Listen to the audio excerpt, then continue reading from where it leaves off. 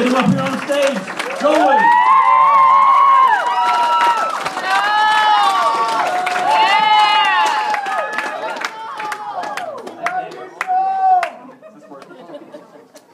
I may or may not have written this last night, so we'll see how this goes. Alright, Craig.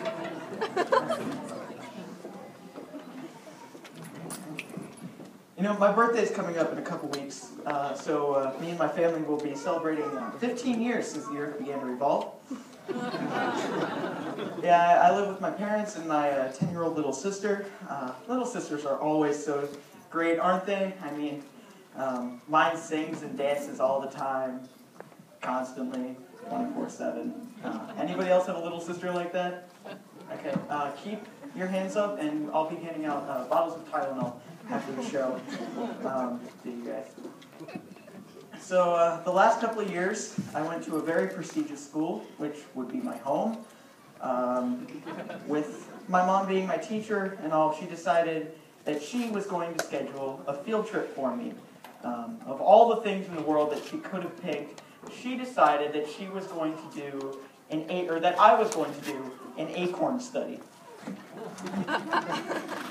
Studying about acorns for 4 hours was not fun.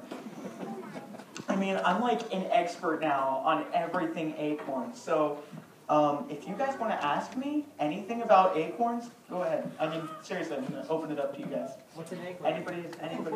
Okay, well, an acorn... Did I mention I was homeschooled? No, I don't homeschool anymore, though. This year I started going to the Batavia High School. You know, Batavia, we have our own college in Batavia, UC Claremont, right? Well, see, I think that they should change their name to Batavia State University, or BSU for short. I must say, I did have a pretty big scare my first day of school, though. See, we have this big, huge sign in front of our school that reads, "Stay alive, don't text and drive." Well, as my dad and I pulled in, I'm a freshman, first day, never been to Batavia before. Only thing I see in big, bold, white letters is the words, "Stay alive." Like, what's that supposed to mean? Was I supposed to bring like a full body armor, a rocket launcher, and some grenades to English class? But see, the rule book said that I wasn't allowed to bring any weaponry to school, so I don't know. I'm alive so far, so we'll see how it goes. Apparently, in public school, it's a requirement to do physical activity, whatever that is. So this year, I decided that the last thing I wanted to do was take a gym class. So I decided that I was going to run cross country. I mean, I always tell people, now that I'm doing it, that it's more of a competitive workout than an actual sport.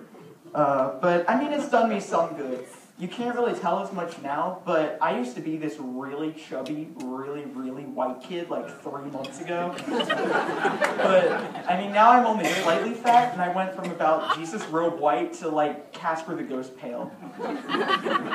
The first meet I ever ran was in Felicity. This was still in my Jesus Robe stage.